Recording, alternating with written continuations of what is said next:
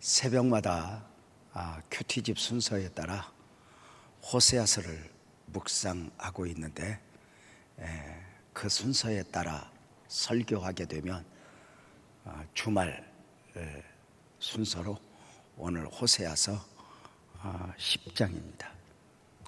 호세아서 10장에서는 그동안도 그러했지만 이스라엘의 그 한 백성 한 백성 영적 상태를 진단하는 가운데 이스라엘이 살 길이 어디에 있는가, 포기하지 않는 하나님의 사랑이 잘 담겨 있습니다. 호세아서는 호세아 선지자가 기록한 예언서입니다. 그가 활동하던 시기는 남북 분단 시대의 여로보암 2세 말기였습니다. 아마도 호세아 선지자는 주경학자들이 BC 722년까지 이스라엘의 멸망 직전까지 사역을 감당한 선지자라 이렇게 말하고 있습니다. 호세아 시대에 당시 북이스라엘은 최고의 번성기였습니다. 경제적으로, 군사적으로. 정말 다시 이런 시대가 올 수 있을까 싶을 정도였습니다. 그러나 그 풍요는 내일을 모르는 풍요였습니다. 돈이 많은 것을 해줄 수 있지만 돈이 모든 걸 보장해 주지는 않습니다. 이스라엘 백성들은 자신들의 엄청난 부욕 가운데 행여 이것을 놓칠까? 그럴 리가 있어? 선지자들의 외침에 귀를 박았습니다. 내 백성아 돌아오라, 내 백성아 돌아오라. 아무리 애절하게 호소해도 저들은 귀를 기울이지 않았습니다. 외면하는 정도가 아닙니다. 어느 날부터인가 선지자와 타협을 봅니다. 우리가 원하는 소리만 외쳐달라고, 우리가 원하는 설교를 해달라고, 우리가 원하는 메시지를 전해달라고. 오늘날로 말하면 하나님이 주시는 메시지 말고 한 주간 지쳐 살아오던 사람들이 겨우 주일날 예배에 왔는데 그냥 위로나 해달라고.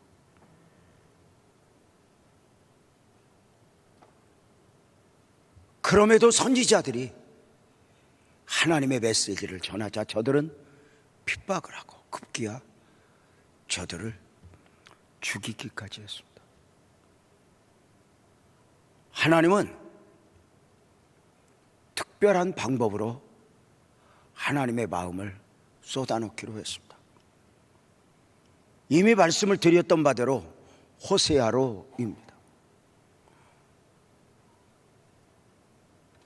선지자들의 입을 통해서가 아니라 호세아의 몸으로, 호세아의 삶으로 하나님의 마음을 담아 쏟아놓기 시작했으니, 호세아야 너는 가서 음란한 여인을 맞아 음란한 자식들을 낳으라 하였습니다. 이유는 단 하나였습니다.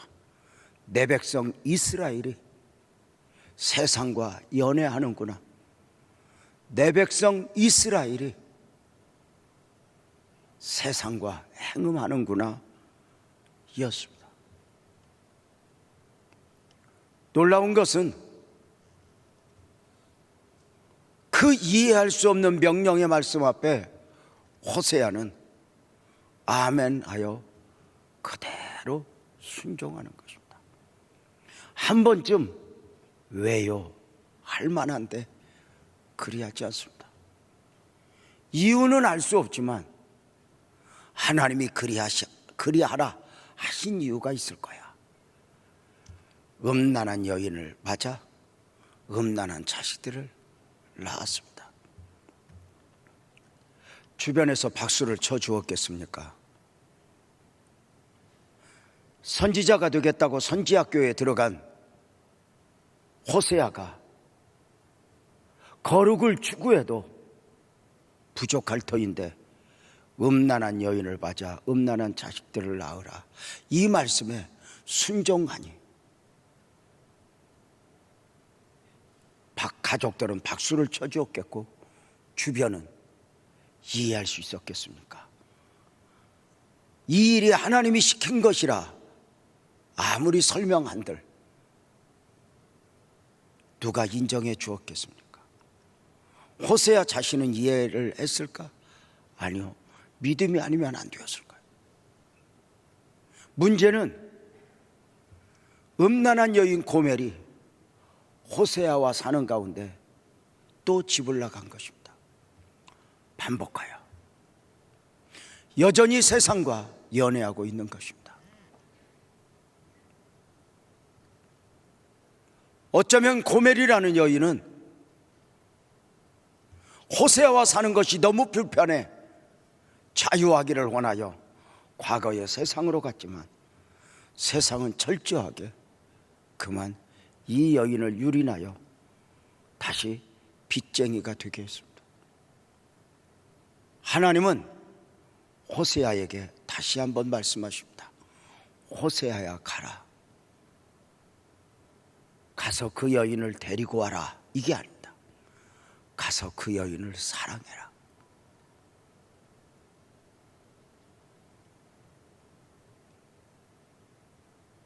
이제는 몸으로만이 아니라 마음으로 사랑하라 입니다.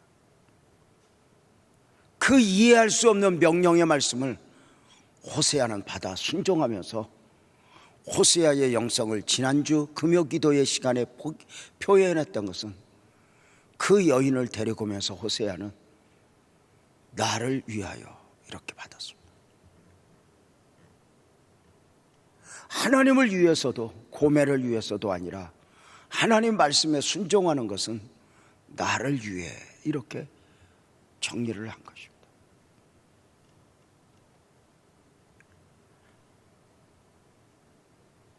왜 이렇게까지 해야 했을까?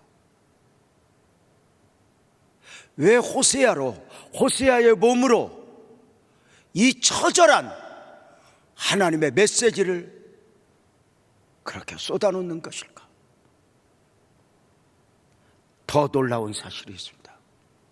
호세아서에 복음이 담겨져 있으니 이해할 수 없는 하나님의 명령 앞에서 보여지는 복음이 있는 것입니다.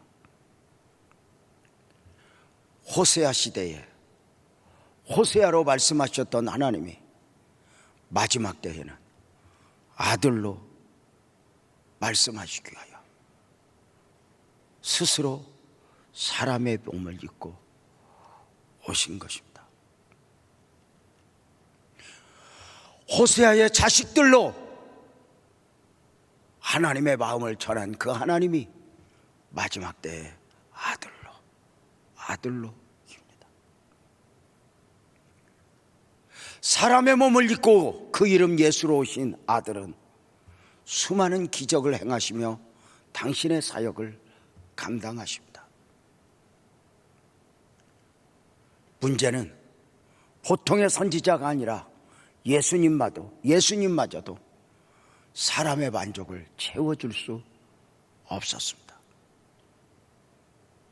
그때 주셨던 말씀이 마태복음 12장 38절 39절입니다.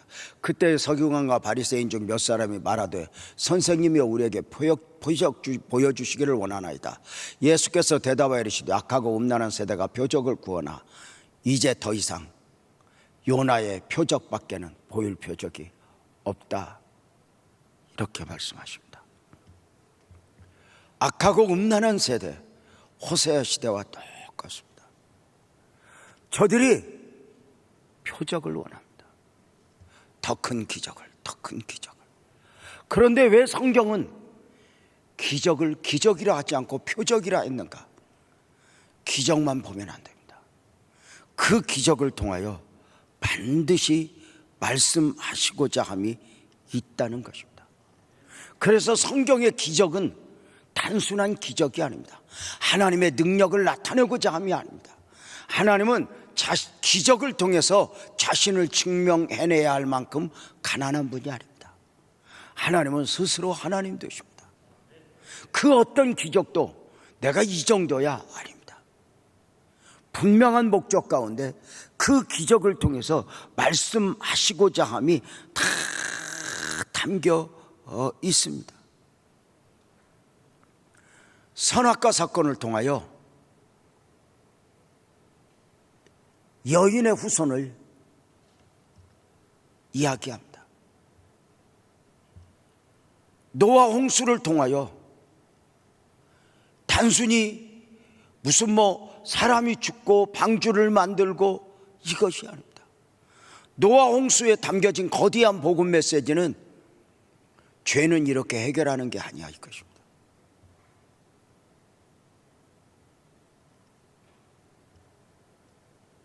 마지막 때에 더 큰 사랑과 더 큰 용서를 가지고 오시는 주님이십니다. 출애굽 사건도 단순한 사건이 아닙니다. 그래서 홍해 바다를 건너게 하십니다. 보혈의 바다입니다. 예수님의 공생의 시작 처음 가나 혼인잔치의 포도주 사건도 그러합니다. 예수님의 사역은 보혈의 사역이 될 것임을 이미 표적으로 말씀하고 있는 바입니다. 그래서 기적이라 하지 않고 표적이라 하니 요한복음 2장 11절에 가나 혼인집 기적을 예수께서 이 첫 표적을 갈릴리 가나에서 행하셨다 이렇게 말씀합니다. 표적입니다. 기적만이 아닙니다.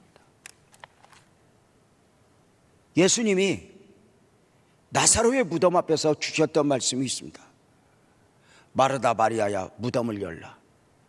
마르다 마리아는 이야기합니다. 열 필요 없어요. 이미 죽었어요. 냄새나요. 끝났어요. 그러나 예수님을 열라 합니다. 계속 와서 거절하는 그에게 마르다 마리아에게 예수님이 이렇게 말씀하십니다. 내 말이 내가 믿으면 하나님의 영광을 보리라 하지 아니하였느냐. 나사로 사건을 통하여 부활이요 생명이니 예수님 자신을 나타내는 것이었습니다. 기적은 많이 보았습니다. 그러나 그 안에 담겨진 복음은 누구나 보는 것이 아니었습니다. 사랑하는 성도님들, 요나의 표적밖에 보일 것이 없다. 단순한 기적이 아니다. 요나가 물고기 뱃속에 3일 있었던 것처럼 그리고 다시 살아났던 것처럼 마지막 때에 예수님의 십자가와 부활로 말씀하시고자 함이었다는 것입니다. 악한 세대가 표적을 구하나 이제 요나의 표적 외에는 더 보일 것이 없어 아들로 오사 아들로 말씀하고자 하셨던 우리 예수님, 십자가와 부활을 나타내셨던 바입니다. 세상은 언제나 세상입니다. 우리 복음적 그리스도인이 누구입니까? 세상으로부터 구원으로 불러냄을 받은 사람들의 무리입니다. 세상에 속한 사람과 우리는 분명하게 다른 바가 있습니다. 거듭난 사람들입니다. 다시 태어난 사람들입니다. 하나님의 은혜를 아는 사람들입니다. 십자가와 부활의 은혜를 입은 사람들입니다. 우리는 세상에 살지만 세상에 젖어 살면 안 됩니다. 세상을 이겨내야 합니다. 세상이 세상의 방식대로 산다 할지라도 우리는 복음 안에서 복음을 붙들고 삶을 살아내는 것, 이것이 우리의 역할입니다. 끊임없이 나는 누구인가, 나는 누구여야 하는가? 나는 무엇으로 사는 사람이어야 하는가? 우리 자신을 살펴 하나님 앞에 드려야 하는 것입니다. 사랑하는 성도님들, 꼭 잊지 마십시오. 마지막에 아들로 말씀하시는 하나님, 오늘도 똑같습니다. 아들로 말씀하고자 하시는 하나님, 오늘도 한 성도와 해답 없는 대화를 한참이나 전화로 해야 했습니다. 자기 사정을 이야기하는 성도님도 답답하고 그 이야기를 듣는 나도 답답하고 무엇이 해답일지 모르겠습니다. 결론은 딱 하나였습니다. 아들로, 아들에게 가자. 예수님 붙잡자. 이해하려고 애쓰지 말자. 호세아가 음란한 여인을 맞아 음란한 자식을 낳으라 하나님 말씀 앞에 외요하지 않은 것은 이해가 되어서일까? 아닙니다. 분명한 것은 그 안에 하나님의 원하심이 있다는 것입니다. 하나님은 다윗에게 사울을 실수하여 붙인 것이 아닙니다. 하나님이 몰라서 분주해서 다윗을 죽이려는 사울을 10년 이상 그냥 둔 것이 아니었다 그 말입니다. 놀랍게도 다윗은 그 10년을 넘는 긴 시간 자신을 죽이려는 사울 앞에서 끊임없이 하나님을 놓아버리지 않습니다.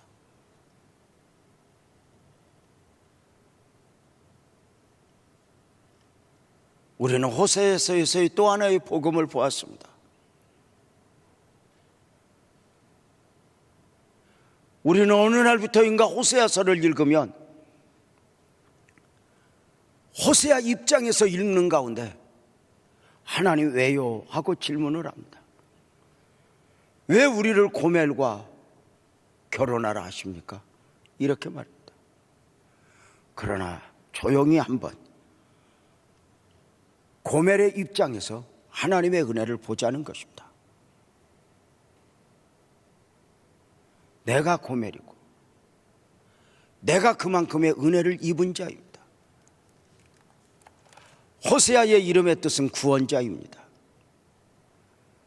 성경에서 구원자의 이름의 뜻을 가진 이름은 호세아, 여호수아 그리고 예수입니다.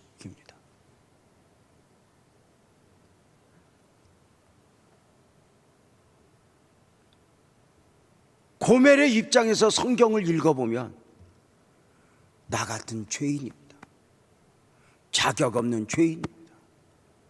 죄인 중에 괴수입니다. 내가 어떻게 예수님과 내가 어떻게 예수님의 은혜를 입을 수 있어?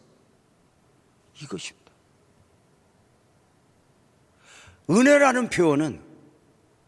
은혜라고 하는 표현은 신학적으로 자격이 없는 자에게 베풀어지는 호의입니다.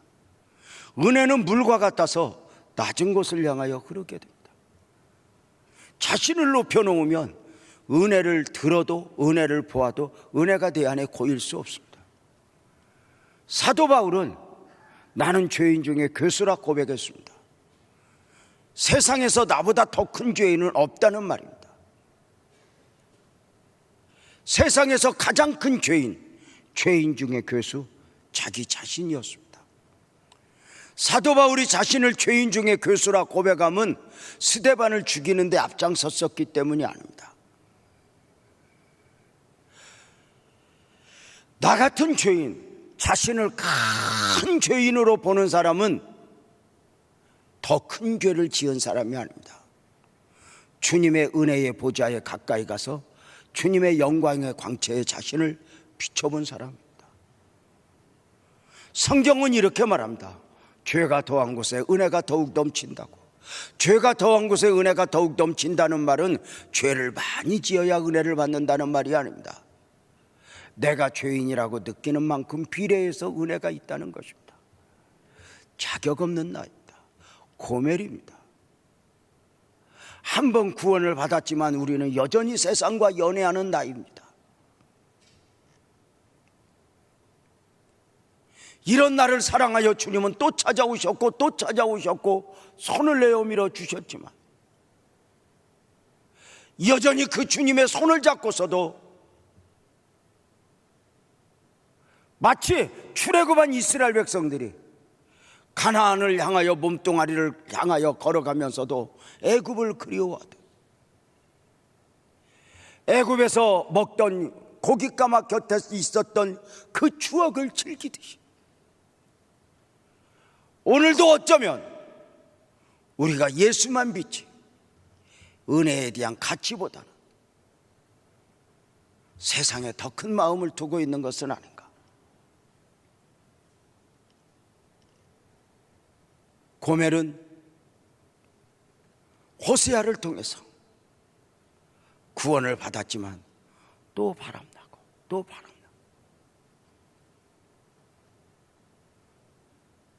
그런데 아들로 호세아로 가서 그를 사랑하라 또 손을 내밉니다. 우리가 받은 은혜입니다.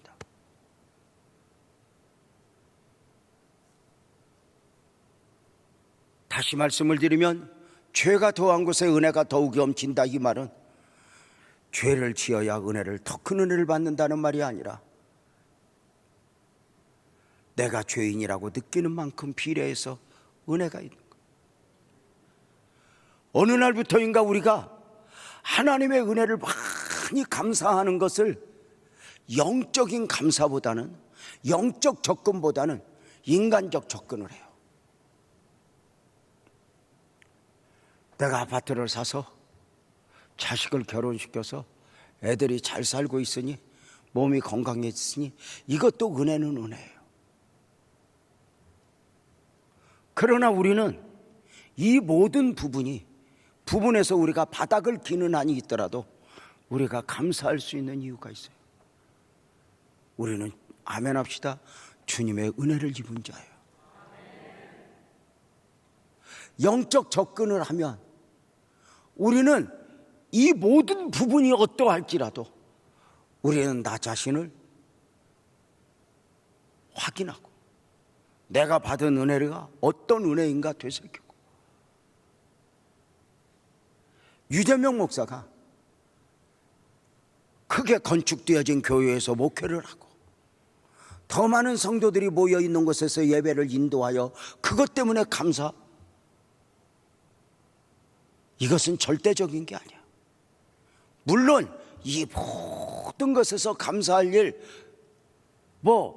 그 수를 헤아려도 정말 우리 성도들에게 죄송할 만큼 저는 많은 은혜를 입었어요. 그럼에도 불구하고 이것이 저를 하나님의 사람으로 지켜주는 능력은 아니에요. 호세아 시대의 이스라엘 백성들이 가난한 게 아니잖아요. 최고의 부요를 누릴 때이잖아요. 그런데 저들의 부요가 하나님의 백성으로서의 하나님의 백성으로 저들을 지켜주지 못했잖아요. 저들은 복음을 놓았어요. 하나님의 은혜를 놓았어요. 나는 여러분이 물질적으로도 환경적으로도 지금보다 100배나 1000배나 더 큰 은혜를 입었으면 좋겠어요. 그럼에도 불구하고 우리가 꼭 잊지 말아야 될 것은, 나는 영적으로 구원의 은혜를 입은 자로서 누구여야 하는가? 이것을 놓아버리면 하나님의 탄식이 있어지는 것입니다. 하나님의 탄식이 계속될 때 이스라엘 백성들은 이해를 못했어요. 왜요? 아직 우리에게 무슨 일이 있는 건 아니거든요. 제가 서두에 이야기했어요. 하나님의 염려는 보이지 않는 것을 보는 가운데의 염려요, 하나님의 탄식은 내일을 아시는 가운데의 탄식이에요. 우리가 평안하다고 해서 평안한 게 아니에요. 어느 날부터가 우리가 십자가의 은혜, 보혈의 은혜, 교회가 갈수록 이 복음으로 말미암은 감격을 상실해 가고 있어요. 저도 목사인데 십자가 설교를 하고 오직 복음, 오직 십자가, 오직 보혈을 설교한다 하면서도 어느 날 제 가슴 속에 지금보다 100배나 어려웠을 때 오히려 그 보혈의 은혜가, 그 십자가의 능력이, 십자가의 감격이 있었는데 어느 날부터인가 이것이 크게 여겨지지 않는 거예요. 오늘 새벽에 그 설교를 하면서 안타까워했었죠. 어느 날부터인가 하나님의 은혜가 가볍게 여겨지는 것. 한때는 은혜를 사모하고 누군가가 은혜를 받으면 나도 더 받아야 돼, 나 기도해야 돼, 나 금식이라도 해야 돼, 처절한 몸부림이 우리에게 있었는데 어느 날 하나님의 은혜가 가벼워 보이는 거예요. 세상이 더 커 보이고 좋아 보이고 아들로 말씀하셨던 주님, 마지막 때에 아들로 말씀하셨다면 분명한 게 있어요. 우리 크게 아멘 합시다. 우리 모든의 답은 아들 예수 그리스도 안에 있습니다. 우리는 호세아가 손을 내밀 때 고멜이 또 가고 또 그 안으로 거하도 자격과 상관없습니다. 오늘 또 우리는 그렇게 주님 앞에 갈 수 있어야 합니다. 제가 지금 호세아서의 흐르는 거대한 복음을 설명하면서 계속 강조하고 있는 바가 무엇입니까? 어느 날 은혜를 가볍게 보기 시작한 당시 이스라엘 백성들, 더 큰 기적을 요구하지만 기적 안에 담겨진 표적, 그 의미를 모르는 이스라엘 백성들.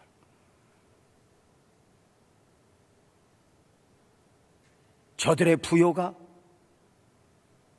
어쩌면 가난할 때보다 100배나 1000배나 잘 살지만 입에는 오히려 감사가 사라진 시대. 왜냐하면 영적인 감사를 놓쳤기 때문입니다.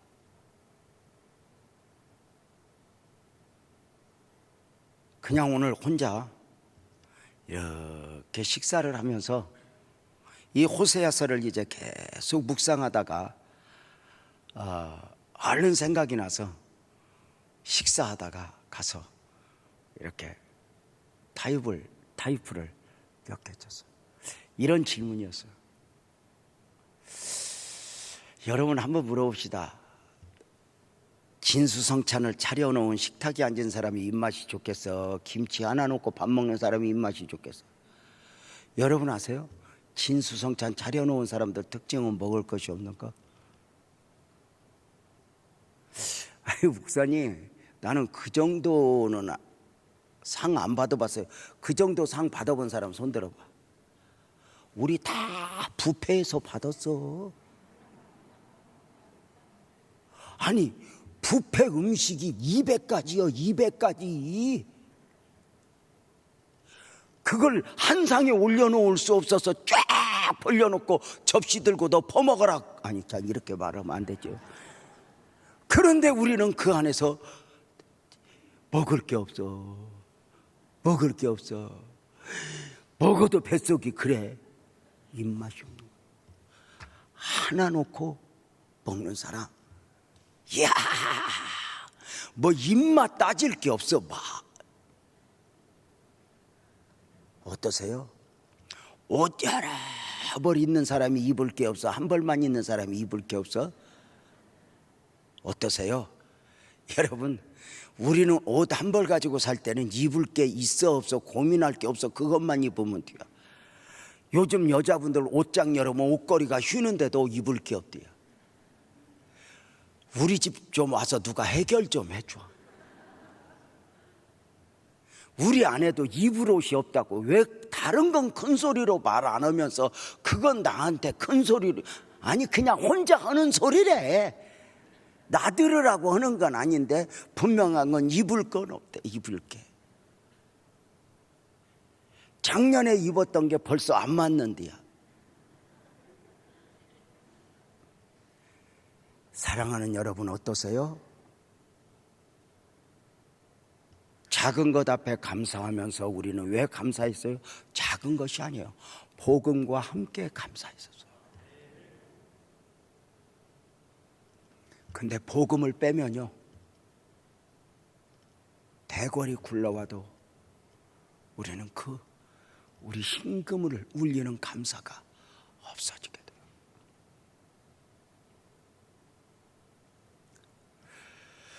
기적만 보지 마라. 그 안에 담겨진 메시지가 있다. 우리가 육적인 부요, 이런 축복, 평안함을 받았을 때 이 안에 담겨진 하나님의 마음은 무엇일까? 영적으로 메말라가는 저들을 향한 하나님의 애절함.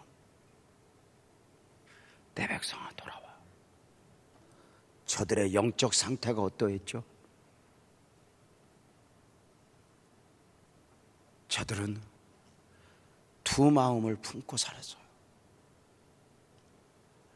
호세아 10장 2절이죠. 그들이 두 마음을 품었으니, 이렇게 말해요. 두 마음. 두 마음.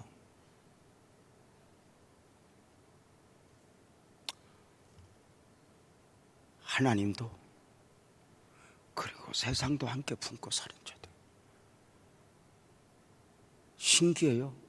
하나님과 세상은 충돌을 일으키는데 그 하나님과 세상이 내 안에서 타협을 이루어요.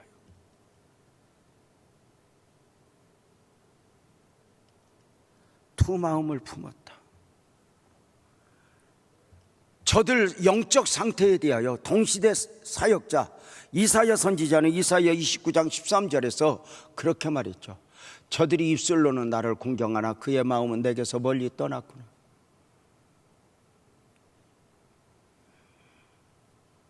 선지자들이 내게로 돌아오라, 내게로 돌아오라 외쳤지만 저들이 반응하지 않았던 이유가 있어요.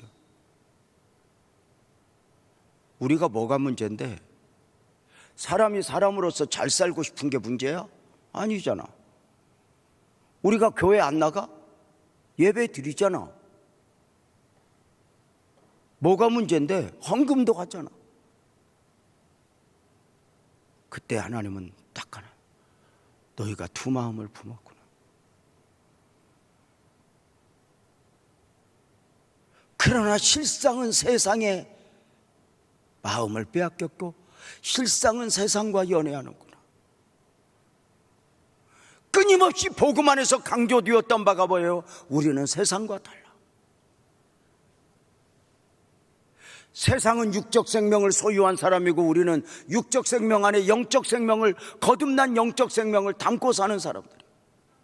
그래서 하나님이 아니면 안 되고 하나님의 은혜가 아니면 안 되는 거였단 말이에요. 우리가 육적 생명을 가지고 살기에 육적 생명 조건, 육적 필요 조건을 무시할 수는 없어요. 그럼에도 불구하고 두 마음을 품었을 때 하나님은 아는 거예요. 입으로는 저들이 하나님을 말하지만 실상은 아니라는 거예요. 세상에 한번 마음을 빼앗기면 그것을 찾아온다는 것이 쉽지 않죠. 예수님은 마태복음 6장 24절에 그렇게 말씀하셨어. 한 사람이 두 주인을 섬길 수 없어. 이렇게 말합니다. 저들은 갈라진 마음, 쪼개진 마음을 가지고 살아요. 저들은 필요에 따라 하나님도 섬기고 세상도 섬기고 우상도 섬기고, 이렇게 말씀을 드렸죠. 우리가 참 가난하고 힘들 때 아주 작은 것 하나에도 그렇게 감격을 했어요. 때로는 아이들 줄 돈이 없어, 학비를 줄 돈이 없어서 하나님 어떻게 해요? 하나님 어떻게 해요? 하나님 어떻게 해요? 기도했을 때 그 아이들 학비 20만 원, 30만 원 주신 그 하나님의 은혜 앞에서 철철 눈물을 흘렸어요. 우리는 작은 것 때문에 감사했던 게 아니에요. 그 안에서 복음이 함께 담겨진 감사였기 때문에 감사했던 거예요. 어쩌면 우리는 20만 원, 50만 원 정도가 아니라 1000만 원을 주고 1억을 줘도 참 감사네. 근데 그 정도로 좋네. 왜? 어느 날부터인가 복음이 계산되지 않아요. 그래서 저들의 영적 상태를 오늘 성경은 뭐라고 말해요? 묵은 땅이라고 말해요. 묵은 땅. 그래서 호세아 10장 12절 오늘 본문은 이렇게 말하잖아요. 너희 묵은 땅을 기경하라. 이렇게 말합니다. 묵은 땅은 처음부터 묵은 땅이 아니었어요. 황폐한 땅이 처음부터 황폐한 땅이 아닌 것처럼 말입니다. 처음에는 풍성한 수확을 내던 땅이었어요.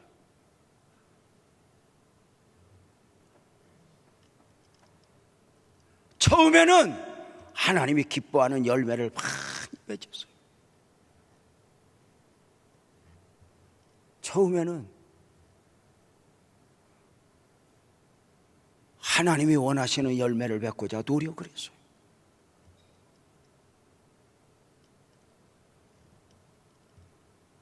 그런데 어느 날부터인가 영적 시각으로 보니 우리 이 땅은 마음이거든요. 이 마음이 어느 날부터인가 점점 돌덩이같이 굳어가요.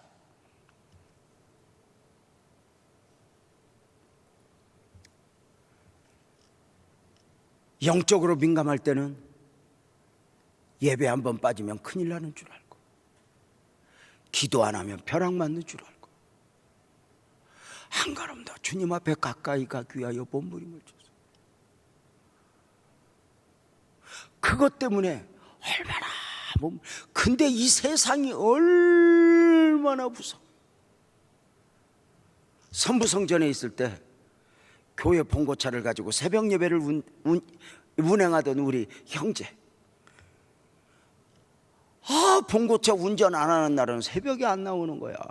그래서 너 왜 새벽에 안 나오냐 그랬더니 목사님 내가요 차가 없어서 그래요. 차가 없어서. 내가요 자동차만 있으면 목사님 나 중고라도 안 돼 사게 기도 좀 해줘. 내가 새벽 예배 돼요. 그저 빡시게 기도하는 거 아닙니까? 하나님 중고차 원하는데 한 대 주소. 중고차 자동차 딱 사자마자 그날부터 어디 갈 곳이 그렇게 많은지. 차 없을 때는 중심이 교회이고 새벽 예배더니 어디 그렇게 갈 곳이 많은지 썩을 놈이 새벽 예배를 안 나오는 거야. 내 누구라고 내가 그 박연웅 목사라고 어떻게 이야기를 하냐.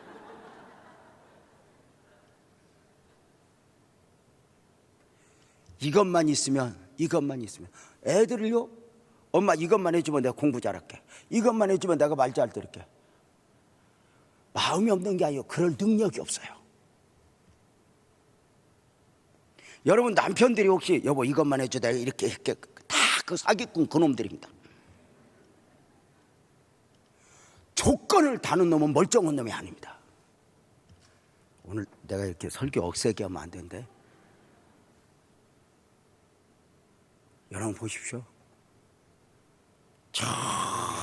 정말 우리가 은혜 아니면 정말 근데 어느 날부터인가 호미도 들어가지 않고 괭이도 들어가지 않을 묵은 땅이 되어버려.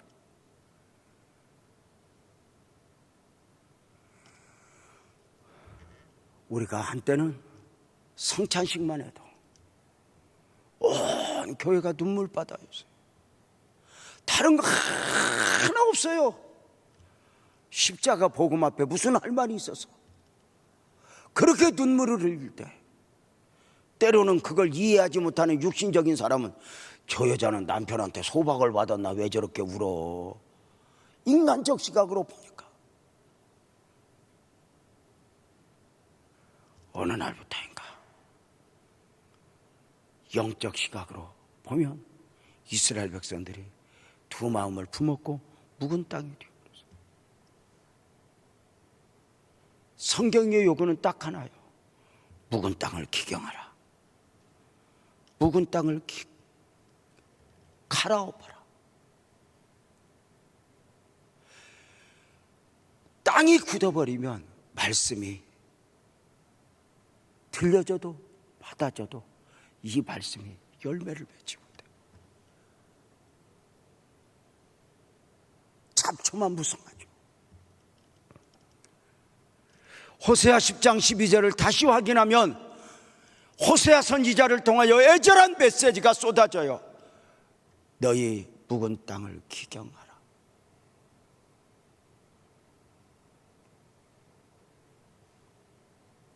환경의 해답이 있지 않았어. 내 백성아 돌아와. 내 백성아 돌아와. 어떻게 돌아갈까요? 일단 너희 묵은 땅을 기경하라. 갈아엎어라. 파서 일구라는 거. 어떻게 갈아엎을 수 있을까? 에레미야 23장 29절은 그렇게 말해요. 여호와의 말씀이니라. 내 말이 불같지 아니하냐. 바위를 쳐서 부서뜨리는 방망이 같지 아니하냐. 말씀의 은혜, 말씀의 능력을 회복해.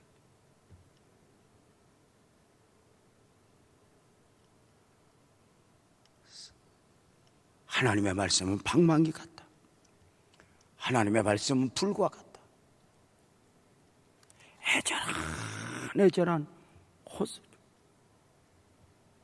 아들에게로 가까이 가고 말씀으로 돌아가야 돼.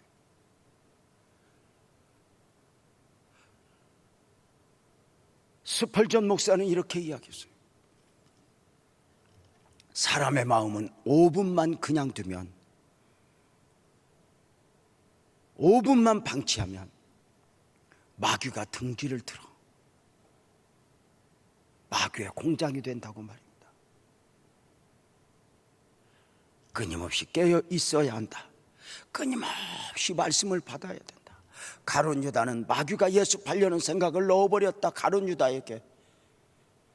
순간순간 우리의 마음이 어디에 있는가? 묵은 땅을 기경하는 원리는 회개와 성령 충만이요, 통해죠. 사랑하는 성도님들, 우리가 언제 회개다운 회개를 해보셨어요?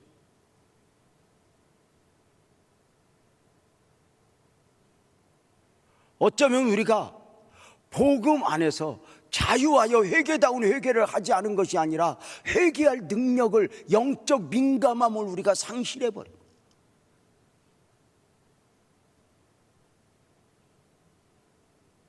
지금보다 10배나 부여해져도 나를 놓아버리지 않을 수 있다면, 우리 교회 와서 몇 번 간증했던 조연석 장로가 했던 고백이 있어요. 그는 엄청난 은혜를 누린 사람이에요. 저하고 식사하면서, 우리 아내와 함께 식사하면서 이런 이야기를 해요. 목사님 나는 참 감사한 게 내가 이렇게 많은 은혜를 입고 살지만 지금까지 내 기억에 예배 드릴 때 눈물 없이 예배 드려본 기억은 손가락 5 안에 들어.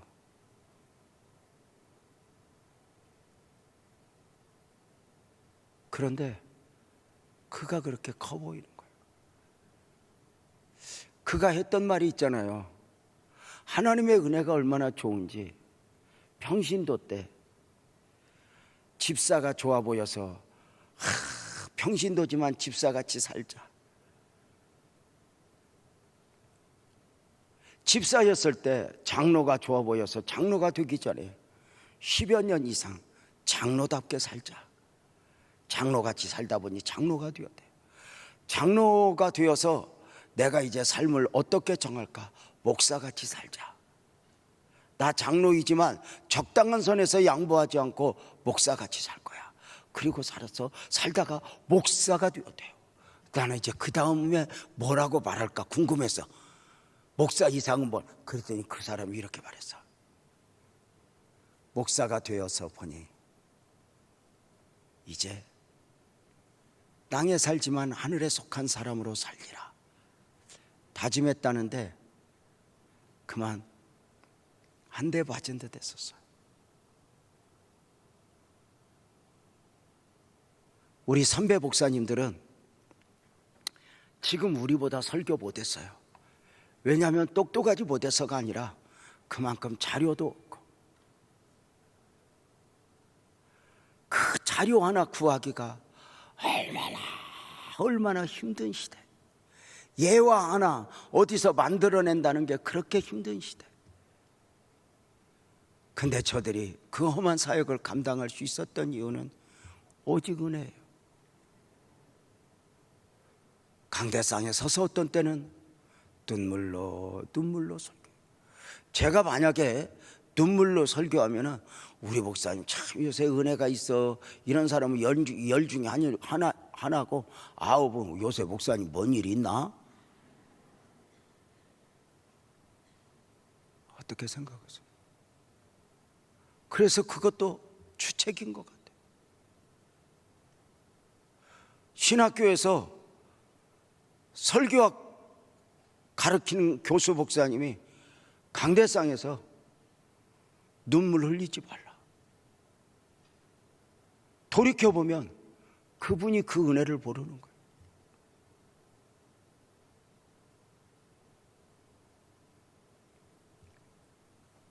굳어버린 거예요. 갈아엎으라는 거예요. 공의를 신고 인애를 거두라는 거예요. 여호와를 찾으라는 거예요. 이사야서 55장 6절 7절을 보면 너희는 여호와를 만날 만한 때에 찾으라. 가까이 계실 때에 그를 부르라. 악인은 그의 길을 불의한 자는 그의 생각을 버리고 여호와께 돌아오라. 그리하면 그가 긍휼히 여기시리라. 우리 하나님께로 돌아오라. 그가 너그럽게 용서하시리라. 하나님은 오늘도 호세아 선지자의 몸을 통해 삶을 통해 내 백성아 돌아와, 내 백성아 돌아와, 너희 묵은 땅을 기경하고 돌아와, 두 마음을 품은 자들아 정한 마음으로 돌아오라. 여호와를 찾아 구할 때에 돌아오라. 애절하는 후속 가운데 하나님의 약속은 호세아서 10장 12절에 보면 이렇게 말하죠. 마침내 여호와께서 오사 공의를 피처럼 너희에게 은혜를 주신 거야. 우리는 은혜가 아니면 못 살아. 하나님으로부터 오는 은혜를 입어야 돼요. 나는 여러분이 지금보다 100배나 더 잘 살았으면 좋겠어. 그런데 분명한 것은 이것은 하나님이 주셔. 하나님으로부터 오는 은혜야. 이것이 흔들리면 안 돼요. 복음 안에서 누리는 은혜들 갈아봐라. 그래서 말씀이 떨어지면 30배, 60배, 100배의 결실을 얻을 만큼의 옥토로 갈아엎어라. 역사를 보면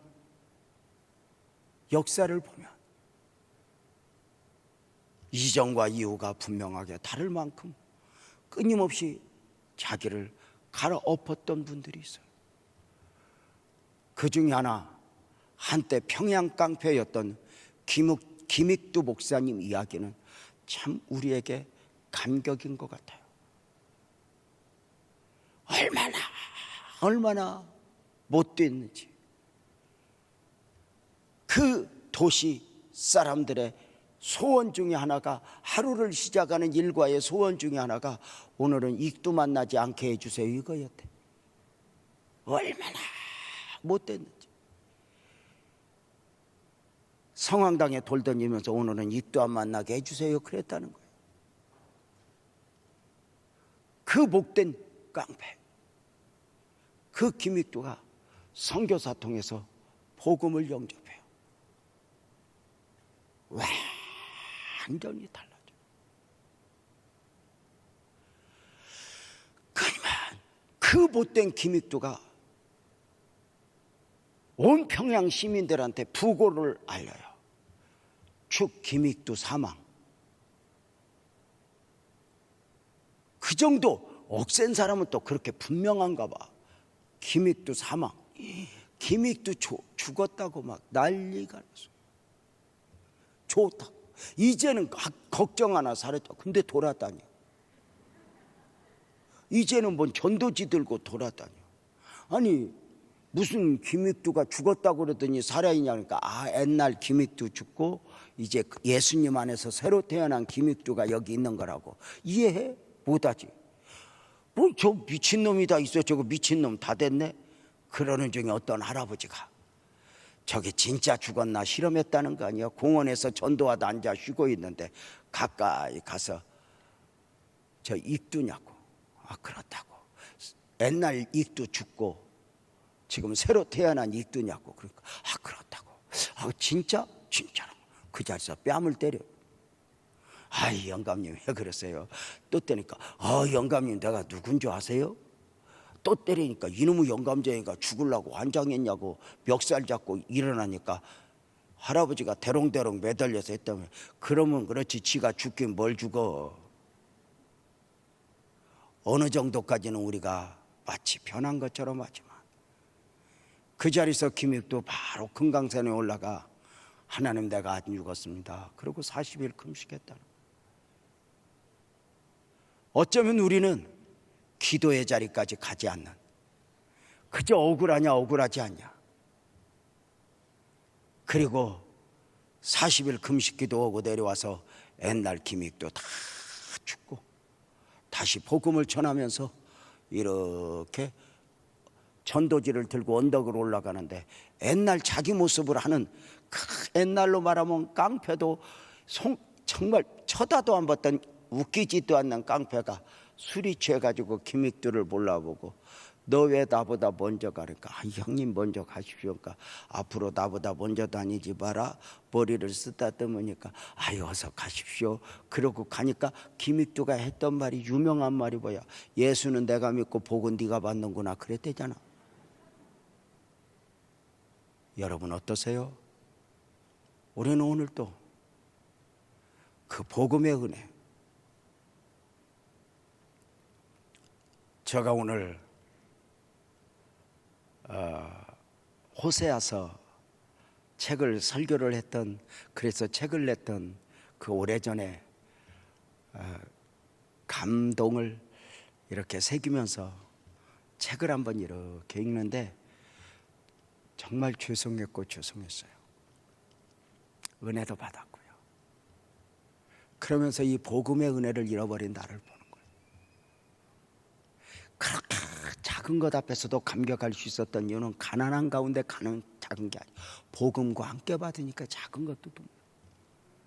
근데 복음을 빼면 10,000원에 감사하던 사람이 100만 원, 1,000만 원을 받아도 더 못 받은 것 때문에 열받는 거예요. 어느 날 놓아버리는 애들, 내 백성아 돌아와. 저는 에녹을 참 좋아해요.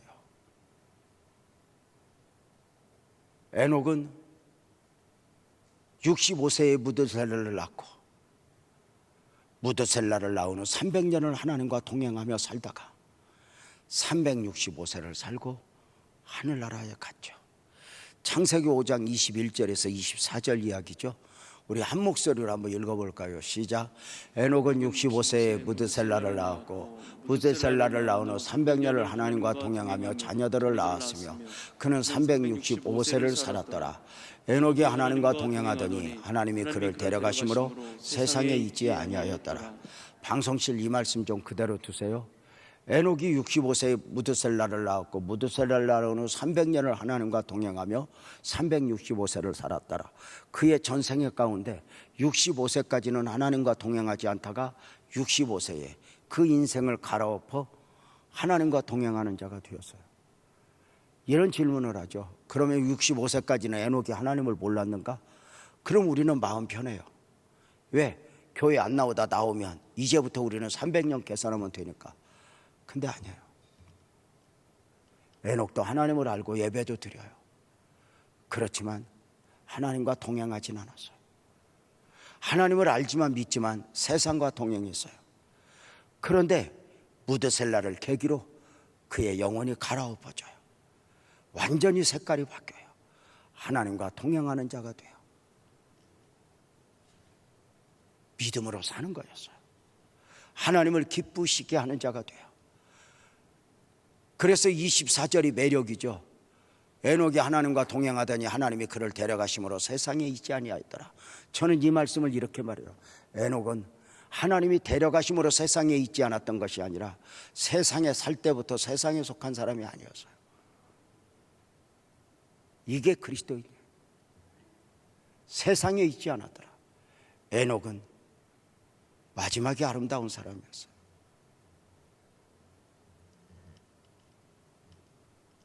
여러분은 어떠십니까?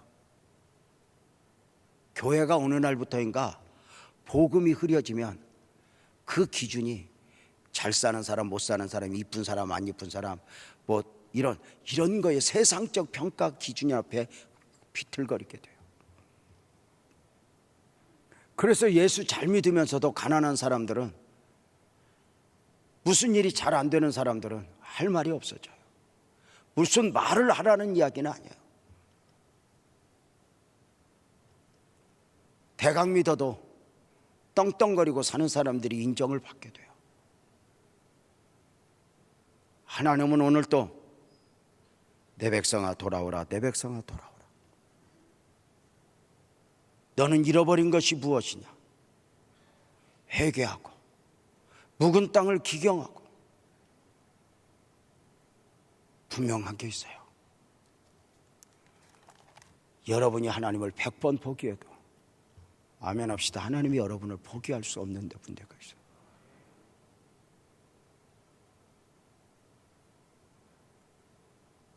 미루지 마세요. 여호와를 만날 만한 때에 찾으라, 돌아오라. 가끔은 사람들이 이렇게 말해요. 하나님 기다려주세요. 그럽시다. 하나님이 우리가 기다려달라면 하나님은 안 기다려줄까? 기다려줘요. 문제는 세상이 우리를 그냥 안 둬요. 어느 날 가진 거 잊어버리게 하고, 세상은 우리를 병들게 하고, 사건 사고 가운데 내가 귀하게 여기던 것이 아무것도 아닌 것이 되어 있어요. 우리가 언제까지나 완전할 수 있어요? 늘 사건 사고잖아요.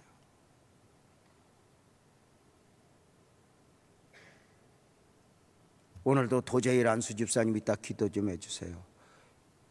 회사에서 일하다가 손에 문제가 생겨서 살점이 다 드러나고 뼈가 상했나 신경이 상했나 했지만 다행히 뼈는 상하지 않고 살점만 달아나 피부 이식을 해야 되고, 신경은 신경망만 좀 상해서 그건 좀 하면 신경은 살아 문제가 없다는 말에 가슴을 쓸어내렸죠.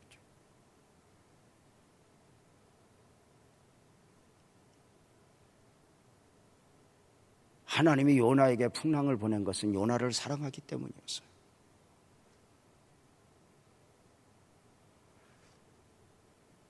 아버지가 탕자를 기다리며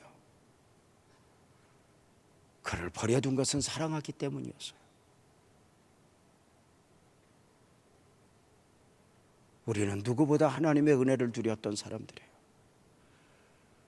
지금보다 10배나 가난했어도 지금보다 감사는 10배나 더했고, 세상이 무엇라 해도 나는 하나님 의지하고 살랍니다. 그렇게 다짐했던 게 우리 아닐까? 존경하는 우리 부목사님들, 사랑하는 우리 동역자님들, 복음을 빼버리면 우리는 껍데기 정말 말라 비틀어져요. 하나님의 은혜 안에 젖어서 오늘도 한 걸음 한 걸음 주님 손잡고